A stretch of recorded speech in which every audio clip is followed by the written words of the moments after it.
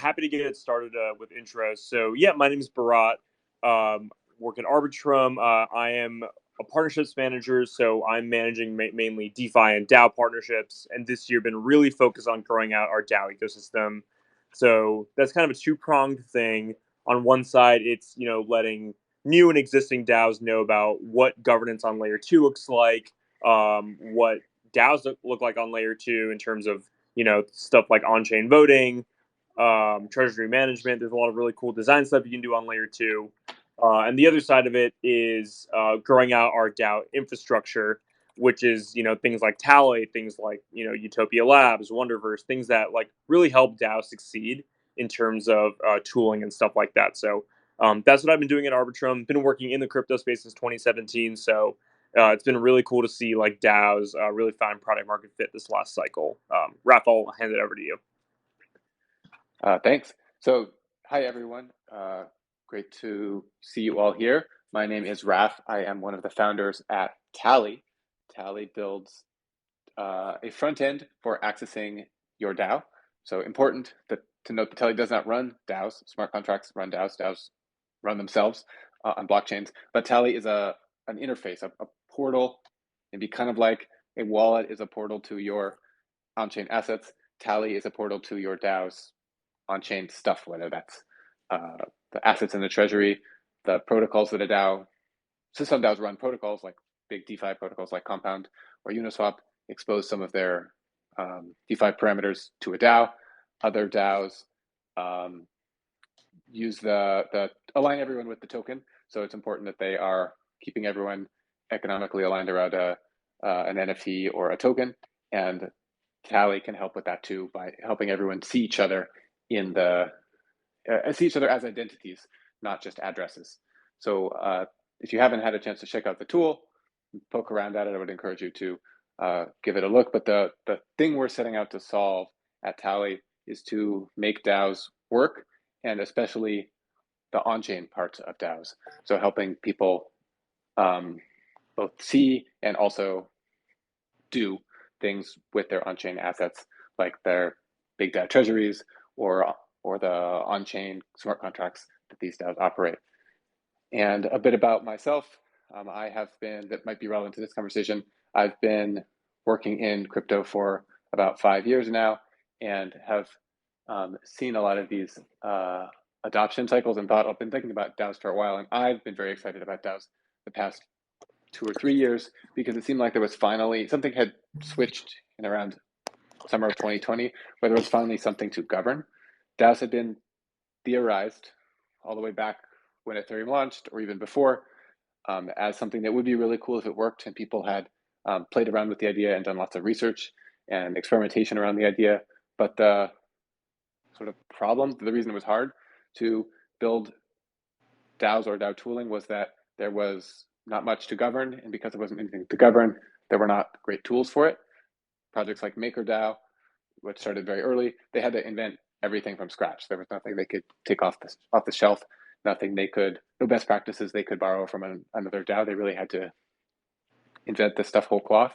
But the further along we get in the adoption cycle and the adoption curve, the more stuff people can copy, whether that's forking open source code, or maybe even more importantly, copying best practices, copying the sort of cultural technology as opposed to the tech technology that really makes DAOs work, because it's actually a really hard thing to figure out from first principles. The best way is just to experiment a lot and run a lot of experiments in parallel and copy the ones that work. Great. Yeah. Appreciate that intro there. And first, if you can give a quick intro here before we jump into the questions, that'd be great. Hey everyone, sorry I'm late. My name's Frisson. I lead up go-to-market marketing content at Tally, lead up memes and vibes. I super excited to be here. Super excited to have Tally support the Arbitrum.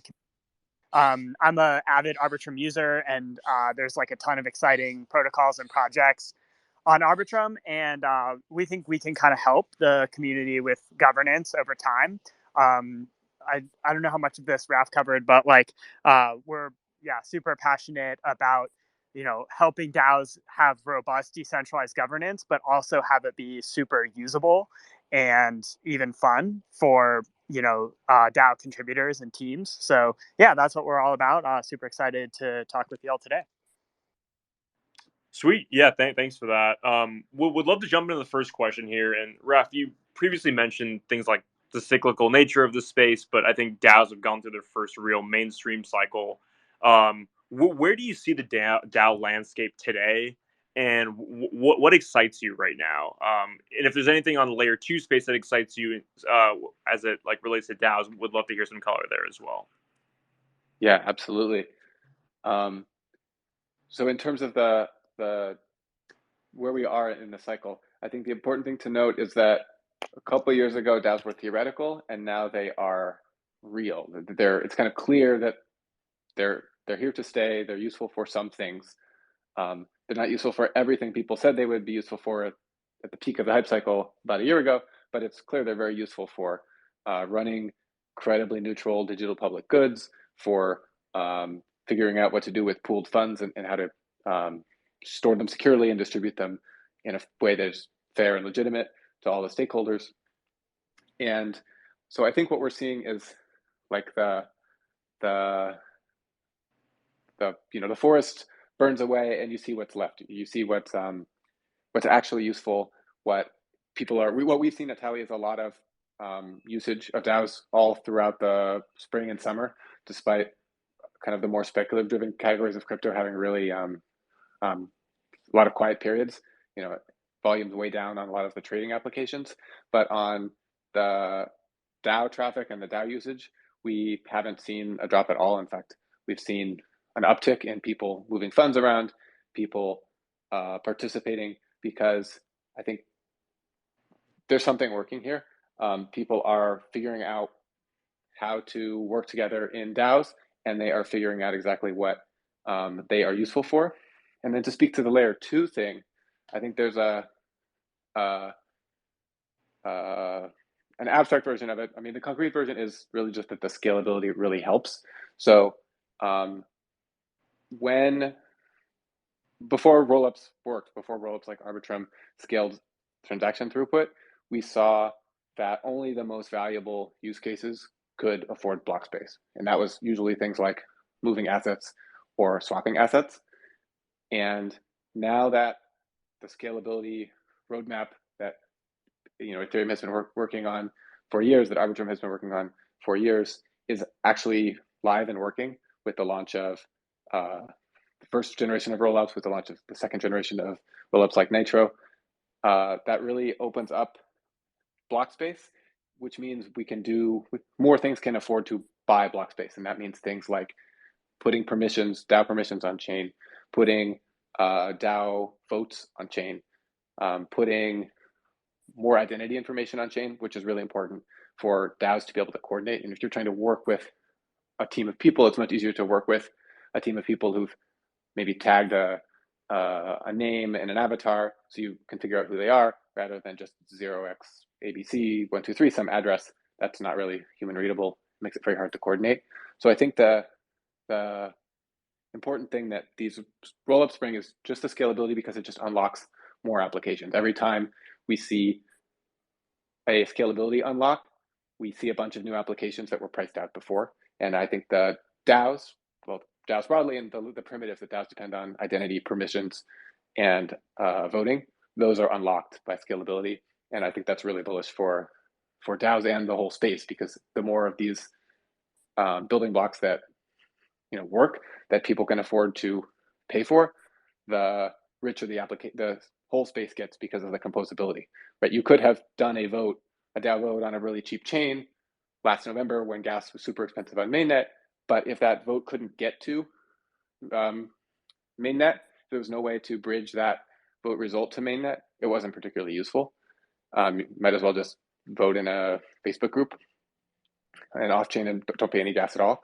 But now that rollups like Arbitrum have really secure trustless native bridging and other cool features that people are just now figuring out how to use, like storage proofs, that really unlocks a whole class of new applications and use cases that we can build on top of these building blocks. Yeah, I think that those are great points, and I think, I mean, you're so right in the sense that like at the community level, there should be like very little barrier to entry, right? And like if cost is a huge barrier to entry, then like people just won't participate in like things like governance, voting, is general like engagement and like chats. So I think the fact that like Arbitrum has really solved for these like things like gas fees, we're like 95% cheaper than Ethereum. It really opens up the space for people to be like participating more, but also gets DAO operators a little bit more excited about just like boosting engagement. So super cool to see. And I think another point is the reason that Arbitrum is so excited about working with Tally is because of Tally's dedication and commitment to on-chain voting. And on-chain voting is one of these things that like a lot of DAOs kind of ignored pretty late in the cycle last year because people were doing off-chain votes on like snapshot temperature checks and stuff, which there is a place for that. But I think Arbitrum is a very crypto native project, and I think being on chain really means something philosophical to us as well, where like things are immutable. And I think the fact that like Tally is really encouraging people to be on chain, and with Tally being on Arbitrum, it really um, it really kind of opens up the space for people to be committing stuff to Ethereum and committing stuff to the chain. Whereas if it's off chain, it's a little bit more like nebulous. Yeah, that's something we've seen a lot too as Arbitrum and other rollups came to market.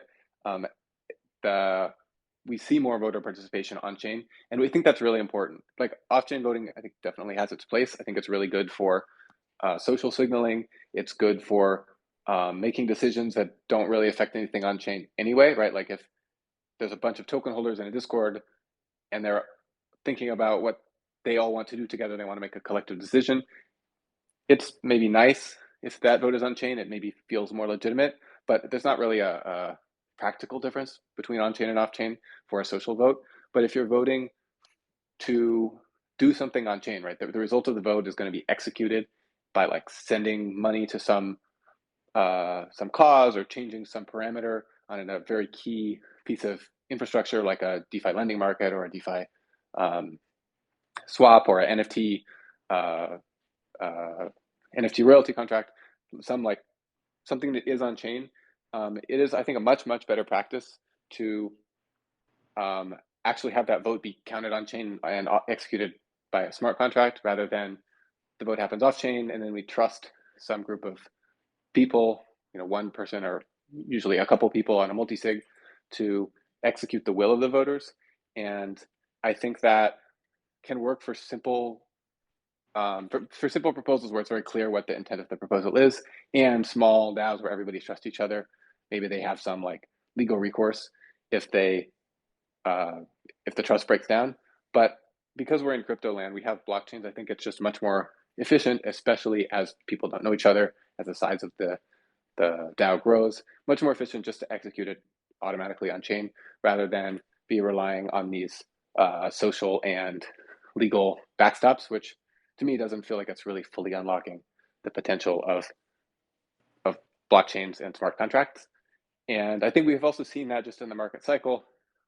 In the peak of a bull market, everyone is willing to suspend disbelief and take wild risks. But we have, over the past year, seen things break down in off-chain governance. Votes that were passed off-chain, but because those votes were not automatically executed by a smart contract, they never got executed by the core team because they just didn't feel like it. They had an implicit veto because the actual execution was run by a multi-sig, not by the vote. So we think Right. that's important, and we think that it's easier to see why it's important now that we've seen a few projects get burned, and we hope that happens less and less in the future. Yeah, for sure. And I think you mentioned a little bit about the noise of the bull market and now how like the forest has been burned away a little bit. How are some ways that people can get excited today about launching a DAO in this new market? Yeah, I think. Oh, go ahead. Okay, Raf, I can add a few thoughts there, and I'll pass it over to you, Raf. So one thing that I think is a really attractive quality of DAOs is that it can be a really engaging way to attract a community and get them involved in your project in a very meaningful way. I think a really compelling example of this, that's currently on Ethereum mainnet, although I'm sure there's some exciting projects in the works on Arbitrum as well, is Nouns DAO. I think if you look at the way that Nouns is designed, um, what like the on-chain governance, which is one noun equals one vote, is really built into like the overall growth mechanic of the DAO, of the product, of the protocol. So by auctioning off one new noun every week, they're kind of like bringing on a new governance participant and also selling the NFT along with like the art.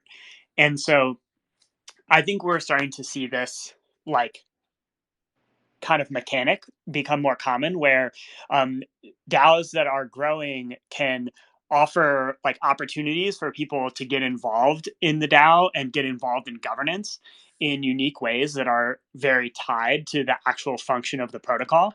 So maybe it's less like people just go on to an AMM and buy some of the governance token and oops, sorry about that.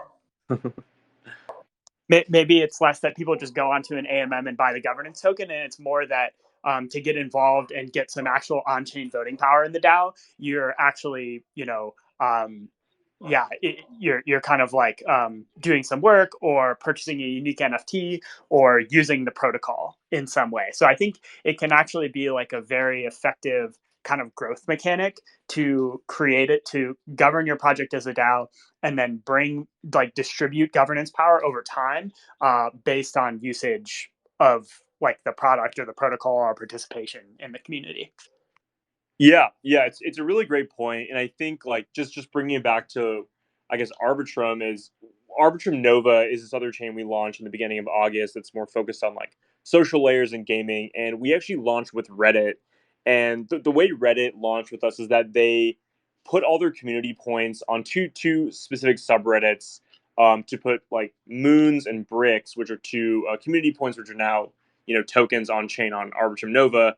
Um, they pretty much gave those tokens to people who contributed the most in those subreddits. So immediately, I think we have around 275,000 holders of both those tokens, which are active Reddit users, which are now holders of these tokens on Arbitrum Nova.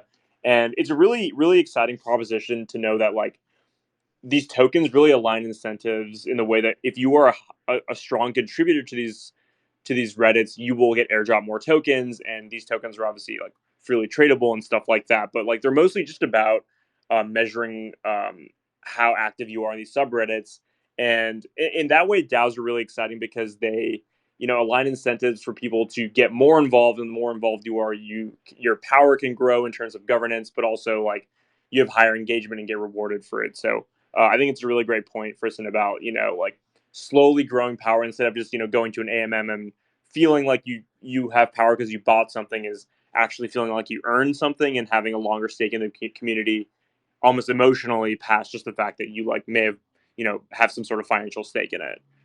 Raf, did you have any points there as well? I don't have too much to add. No, I think you both covered it really well. I think that maybe the exciting thing to me about um, opportunities in the DAO space is just I think it's a good time. It's much easier to find aligned uh, and committed people right now. I think there's less noise and more room to focus on building a strong community, building great products, uh, building cool stuff, and it's a little bit easier to stay focused and easier to break through when you have something cool. Now that things are a little bit quieter. Yep. Yeah, totally agreed. The next thing I wanted to talk about was Vitalik's recent article about in defense of DAOs, and I think this is a really timely article. I think people in the DAO space have been having very similar conversations for a while, where the mainstream discourse this year has been like DAOs aren't good for anything. Governance is boring, and like it's hard to get people excited about a DAO. But Vitalik wrote this really great article. I believe it was last week or 2 weeks ago, just in defense of DAOs and the structure that they're actually like really good for some stuff. And he talked about the two ways that decisions are made. Whereas he talks about like convex versus concave, and centralization is convex. So that's something like military strategy where you want to go either like one or two ways. Somewhere in the middle doesn't really make sense. Like splitting an army 50-50 doesn't really make sense, and so that decision should be centralized. Whereas like decentralization is concave, and concave is something like public goods funding, where it's good to have a lot of opinions, and landing somewhere in the middle is actually a good thing. Would love to know your guys' thoughts. You guys are obviously the DAO experts. Would love to know your thoughts about this article, and I know it was very timely, so I really enjoyed it.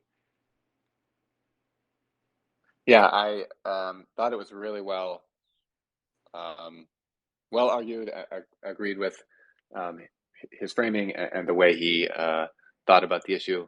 And I think it was very helpful to have someone with a microphone as big as Vitalik say these things in such a clear way. Because, yeah, like you said, DAOs were, it has always been a pretty overloaded term. People always use DAO to mean all kinds of decentralized or blockchain native or autonomous organizations. And I think that's okay. We're still figuring out what the word means, but at some point we have to uh, do a little coordination and have everyone agree on what the word means and what the definition is. And having someone like Vitalik make a blog post, I think, really helps um, clarify the the definitions and also the kind of best practices.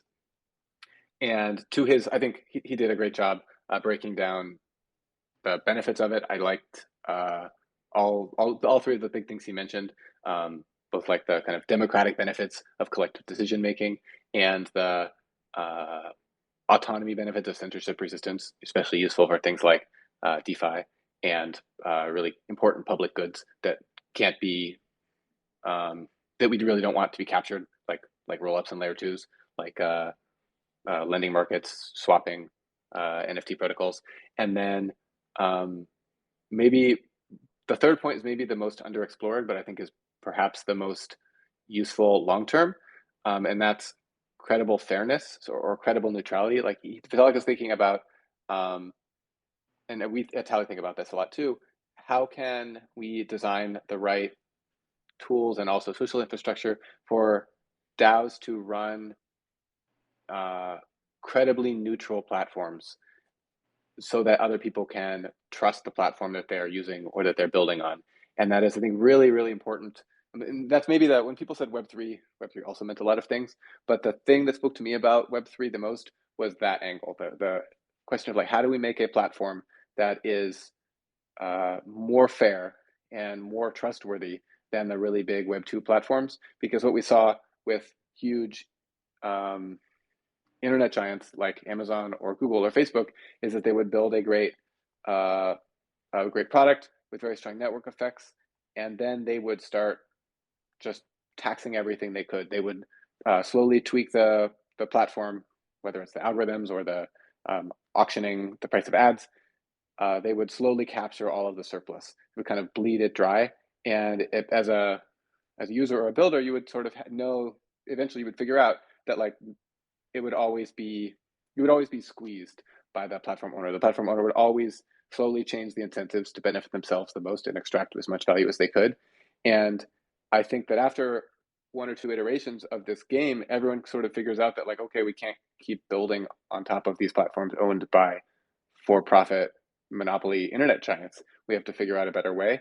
And DAOs, I think, are a a promise or a path toward that. I certainly don't think we've figured out how to do that, but I think that's the really big, audacious long-term goal of DAOs is can we figure out how to build a uh, a neutral platform layer that we can keep building on top of, rather than these privatized platform layers that everyone knows after a decade or two, all of the value will be sucked out and will accrue to the platform owner. Yeah, those are great points. And Friston, did you have something to add there? Yeah, just to build on that, this idea of credible neutrality as a benefit of DAOs and decentralization is the point in Vitalik's article that spoke the most to me. I think one way, I think there's like some long term big ideas there that Raf was exploring. But I think we even see this start to show up today. And one way I think it shows up is through partnerships. I know on Arbitrum there's this like really strong community of other communities and DAOs and products and protocols that partner really closely with each other. And I think DAOs, like, we kind of see like the DAO format or the DAO structure be like a really powerful way to enable these partnerships, where you can bring in another person or another DAO or another product into your DAO and give them like very tangible, concrete ability to influence governance outcomes, and also the ability to like know what's happening in a very transparent way in terms of how decisions are made, what decisions have been made in the past, what decisions are up to be made in the future.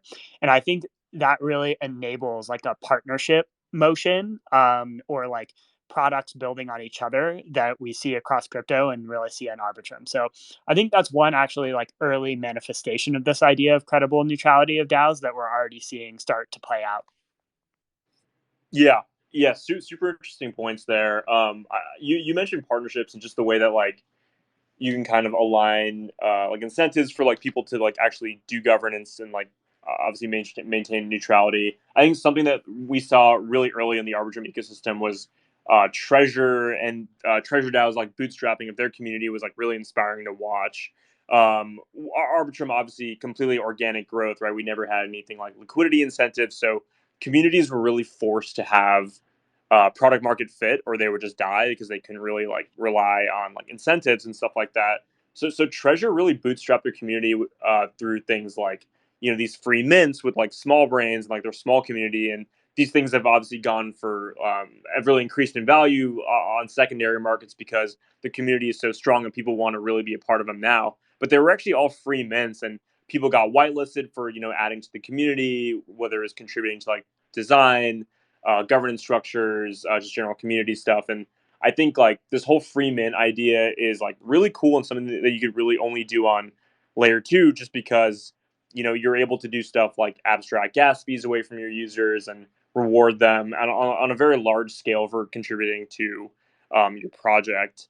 And yeah, it's cool giving them like governance rights for just being part of kind of part of growing the community from an early stage. And, as Raf mentioned before, some people could try to fast track engagement with the community by, buying a token off of AMM. And those are kind of like tourist members of the DAO where you don't really know like where the priorities lie, whether they're just trying to like dump tokens and, kind of crash the DAO further. But I think when you reward community members for being part of a community early and growing it, they're really incentivized to stay.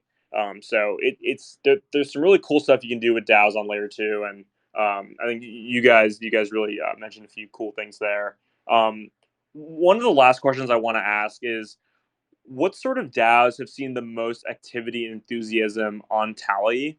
And these are like obviously for on-chain voting. Are there specific types of DAOs that have like found more success in the last few months? Have like gotten more engagement, or is it kind of just all over the place?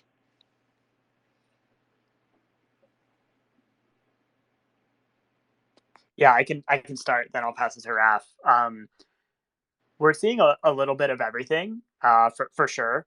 Um, I like some good examples of DAOs that have like seem to have grown in terms of their membership and usage and activity on Tally, over the past several months. I can definitely provide a few of those. So uh, one is Code for Arena, which is it's like a decentralized audit, it's like security audit firm. They launched on Tally about 6 months ago, and they've been running all their operations through on-chain governance since then. And I think that's like a really interesting kind of like service DAO type organization that's a little different from your traditional protocol, like a compound or a Uniswap that has gotten a lot of traction and seems to be doing really well in the DAO model. Um, and then another one that again is like it's more of a protocol but a little different than your traditional DeFi one is ENS, the Ethereum name service. They use Tally to like execute all of their like budget like kind of transactions and to like fund initiatives within ENS.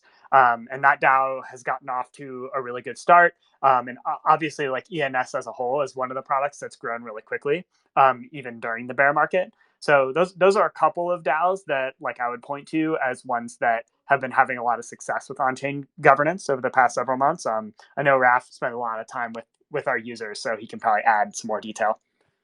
Yeah. I was definitely going to mention ENS and also Gitcoin as sort of Web3 infrastructure providers, right? They're building names and grants. And for them, I think one of the most important reasons to have a DAO is the credible neutrality angle that we talked about.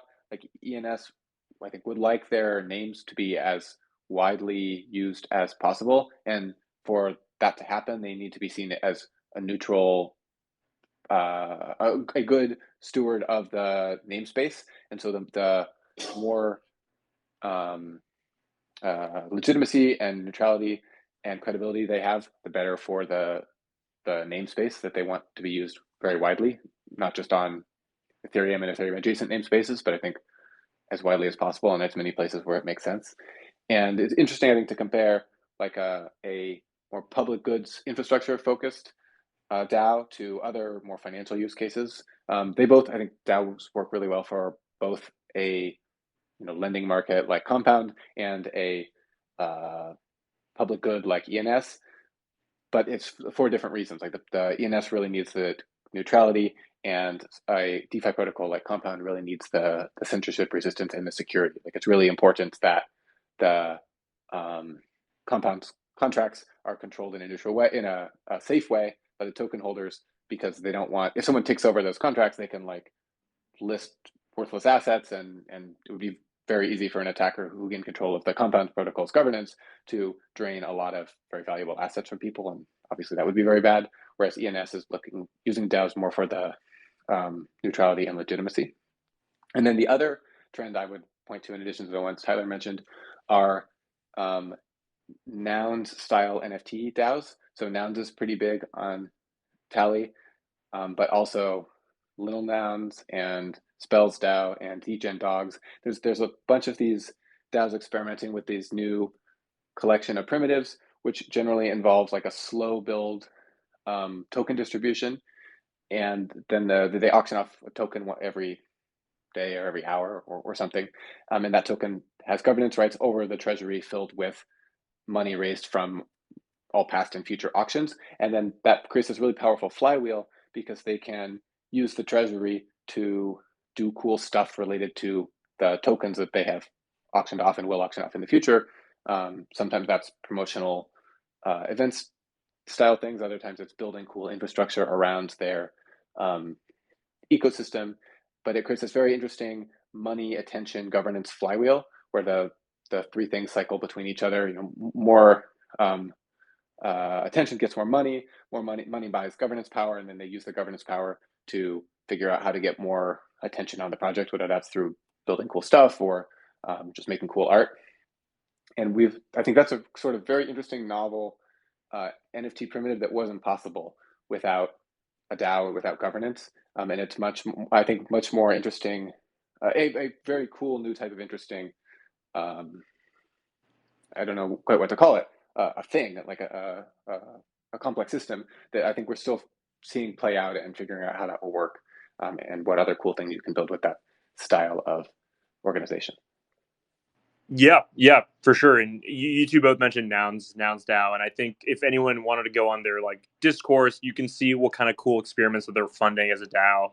I know a couple weeks ago they funded their own like coffee brand with the treasury, and they're doing a lot of interesting stuff. It seems like people are just having a ton of fun, which is like very refreshing to see this year in the DAO space. So just want to definitely echo your sentiment about Nouns. I think their idea of this, obviously auctioning off one noun a day, has like really been attractive to people, and they seem like they're just like really killing it right now. So great to see. And Frizen, go ahead if you want to add something there. Yeah, I was just gonna say if anyone's interested in doing some kind of nouns fork or derivative on Arbitrum, Tally natively supports like that token and governance format. So that's like one benefit is projects like Tally, and there are others as well that are starting to like make sure they kind of support the general structure of a Nouns DAO. So that's we'd love to see some Nouns forks and Nouns derivatives on Arbitrum on Tally.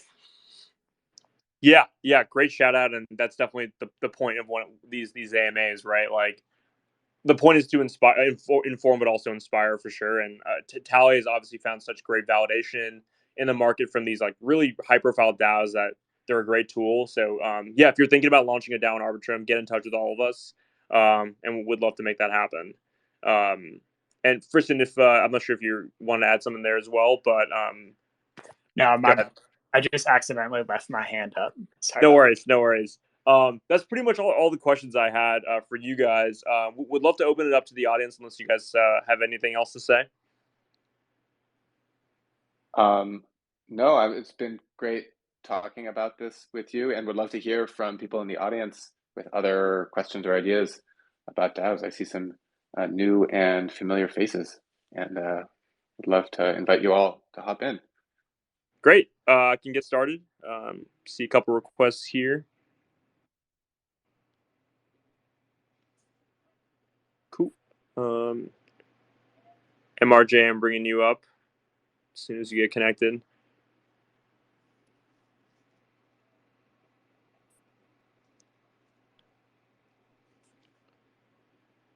See if it's still connecting here.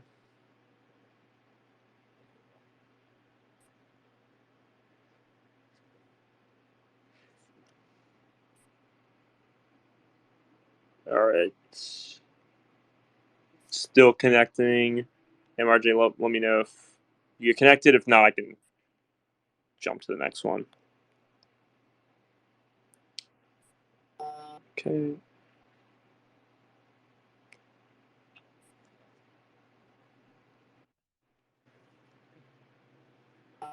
Okay, Imran, you can now speak, I believe, if you're ready to ask your question. See member with both Arbitrum and Tally. Tally almost has been almost 6 months or something like that. And I don't like the wallet so much. I use it almost in some things, but the features that I did enjoy using MetaMask, and I was like, when are you going to implement such type of features for us to make it easy for us to use? One of them is having an extended, let's say, extended form of the wallet in such that we open it like a tab. Yes, so it has been something I think very, very much useful to the entire crypto community, especially those who are very, very much familiar with using Ethereum, any other EVM chains, including layer 2 networks like Arbitrum and Press. So that feature was so essential to me. It make a lot of things easier and kind of making the, let's say, in terms of making transactions and the building of the ladder. So I was like, when are you going to implement something like that? And sometimes I used to face this kind of problem with the swaps. Some of my asset, you will see the asset is around there, but I can't swap the asset, especially the notable ones. I think even 2 3 days or something like that, I did have this problem. I reported almost, I think, third time whereby I have an asset like USDT. Definitely, I know it should be allowed to be swapped within the wallet, but it's not currently, like, not all the time. It does what I actually want to do, and sometimes you will see the balance. It will read that maybe I have, like, let's say 200 or $1,000. So maybe because the maybe 200 or 300 out of it is USDT, then the remaining balance will be showing, of course, 700. But that 300 USDT, the price peaks actually doesn't need to come true. So I was like, which kind of oracle are you using in terms of getting prices for the wallet? Thank you. So, yeah, I don't think we can answer those questions because Tally isn't a wallet. You might be talking about Tally Ho, which is a confusingly named project, but they do make a wallet. But lots of people were confused, so we talked with them and they agreed to change their name to something else. So I think in the next few months they'll change their name to something less confusing. But I don't. We don't work with them directly, unfortunately. Cool. Madam Cult Leader, you're on if you have a question. And GM. GM, how we doing? Doing well. Hi, Frizon. I just jumped in because I saw you in the space. Love Tally, love Arbitrum. One thing I wanted to add, and I tweeted this out about credible neutrality, is I think just in terms of DAOs and decentralization, one of the biggest issues I see with credible neutrality is that it's really impossible to have it if we don't agree on what it is to be human.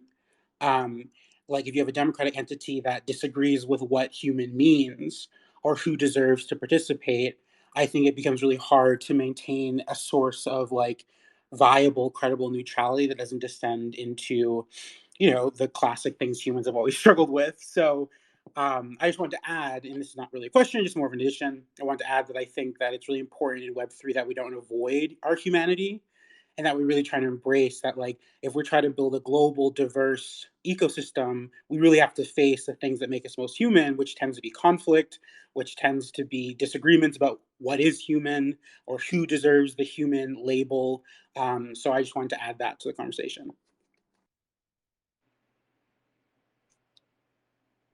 Great. Yeah, first would love if you can add some thoughts there. Yeah, great to see you, Madam Cult Leader. Thanks for joining. I love this point or take. I think credible neutrality can mean different things in different contexts. So I think when you're thinking about something like Ethereum or something like Arbitrum, or even something that's more of a very low level DeFi primitive, like Uniswap or something like that, where there's many projects that are built on top of it. I think credible neutrality is sort of more similar to what people think of in crypto traditionally, which is anyone can sort of participate and use it. And we're not even creating definitions about who is and isn't a human or what is and is not a human. It's just fully permissionless. I don't think all DAOs are like that though. Um, one example of a DAO that is different and probably has a different definition of credible neutrality is Pride Punks, which is it's a CryptoPunks derivative that was actually created by Dennison, who's Tally CEO, but is now run by the community.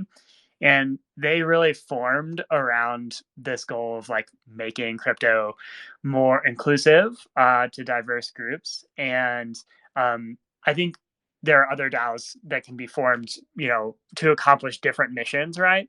And I think if a DAO forms around a specific type of mission, then I think, you know, there can be credible neutrality kind of around that mission, but it isn't necessarily just completely permissionless to contribute, right? There's some sort of focus on an objective, and then the DAO can create a constitution or a code of conduct or some sort of community guidelines and expectations around what the definition of permissible contact is, who, kind of, yeah, what's acceptable in the DAO and what's not. So I think this concept of credible neutrality really depends on the context, specifically for DAOs.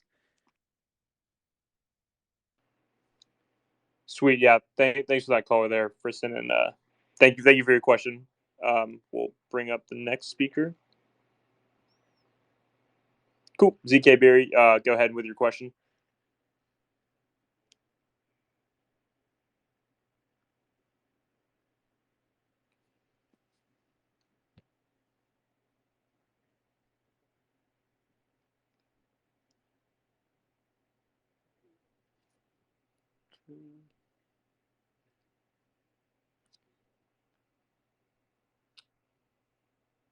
Should be able to speak. If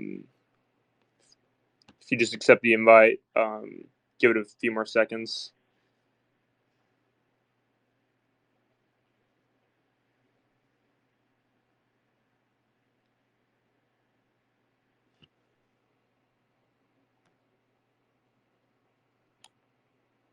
Okay. Don't know if the connection is off there, but can move on and see if it gets worked out.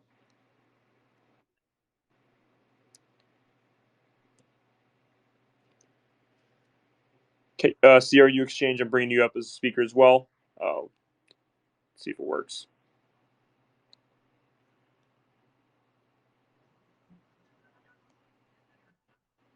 Cool. You should be able to speak. Yeah, good evening or greetings from here to everyone. Firstly, I want to thank Arbitrum crew for this great opportunity. I hope you can all hear me. Yep, we can hear you. Yeah, I want to thank Arbitrum management crew for hosting this wonderful space. Okay, and again, I have a question for you, uh, uh, Mr. Friesen. Please, can you educate us more on tally? Like the first person that spoke, you can see that that tally is actually giving us a kind of a complication. Just educate us more. What value are you actually bringing to the table? I know it's about DAO, that's decentralized autonomous organization. Like what I know is about marketing anyway, but like in a more concise way, what value are you actually bringing to the table? Yeah, that's the question I have for you. Thank you. Of course. Thanks for the question. So I think Tally is really providing like a governance UI or a governance platform that makes it very easy for any DAO or DAO contributor to participate in governance of a given DAO. Um, I think it's actually it's quite difficult to create like a really effective governance interface for your DAO, and I think most DAOs that's not really their core competence, right? Like maybe they have a borrow lend protocol or an NFT marketplace or any number of products, and they don't necessarily have the resources or the desire to really make a great and create and really maintain a great governance interface for their DAO. So I think that's where Tally, the product, provides the most value is like we're 100% focused on, creating this platform for people to interact with DAOs. And so we kind of take care of that part of things for DAOs. Sweet. Thanks for that explanation. And for our last question, ZK, I'm going to try one more time, see if this works.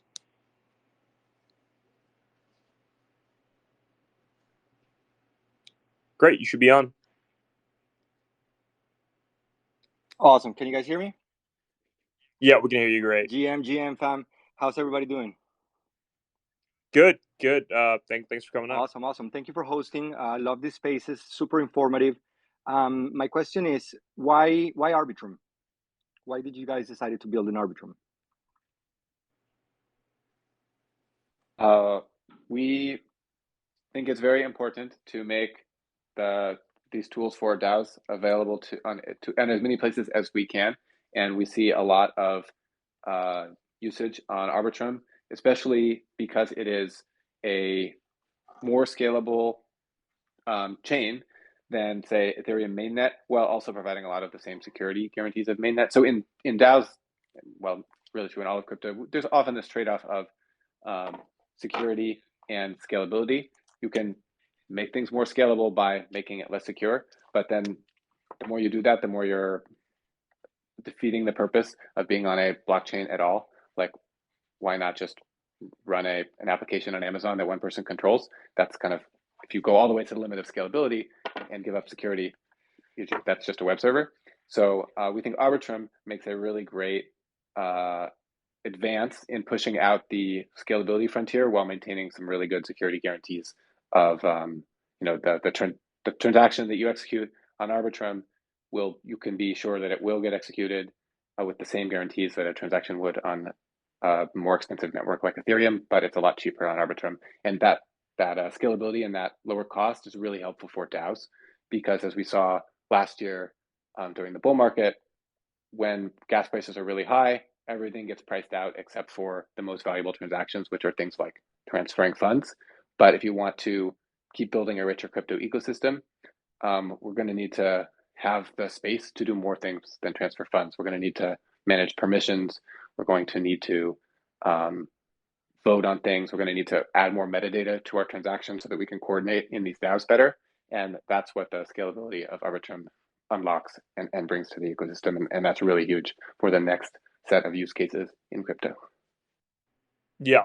Yeah, I think that's a great place to end it. And just kind of going off Rap's point, Arbitrum is like very, very committed to the Ethereum ecosystem and the Ethereum roadmap of scalability and, remaining on chain. And I think Arbitrum's gas fees, being 95 to 99% cheaper than Ethereum, really like kind of foster this inclusive environment for anyone to get involved and not be, gate kept by something as mundane as like gas fees, which really kept a lot of people out of the ecosystem and forced them to go other places other than Ethereum fall of last year. So I think the fact that like Arbitrum has made huge strides, with Nitro, has really kind of put us in a good place to prepare for the next, cycle of activity and DAO creation. And I think the reason why Tally is such a great application to have on Arbitrum is because this vision of on-chain voting and remaining on-chain, Tally really resonates with that and makes it really easy for that to be a thing, right? I think the reason why people end up choosing to vote off-chain is because the UI to vote off-chain is so easy and good, but Tally has made it so that's not really an excuse anymore, and on-chain voting is actually much easier than it ever has been. And really excited to have them on Arbitrum. Really excited to be working with you two and the rest of your team. And if you are interested in launching a DAO on Arbitrum, please reach out to us and let us know how we can help. We're here to grow the ecosystem. This is really what we spend 20 hours of our days doing and focusing on. So this is our favorite thing to do. So please feel free to DM us, and we can see how we can make you guys and help you guys succeed on Arbitrum and using Tally on Arbitrum as well. First and Raph, do you have anything else to say before we wrap here? No, thanks for hosting us. This has been a lot of fun and really great talking with you and with everybody in the audience. Thanks for coming. Yeah, likewise. Feel free to reach out to Raf or me anytime if you have questions about on-chain governance, or like how to get started with it. We're always happy to help people kind of get started. So yeah, great to see all of you. Yep. Thank you guys so much for joining. And to the rest of you in the audience, thank you so much for joining. Really appreciate it. This discussion was great. And we'll do this again soon.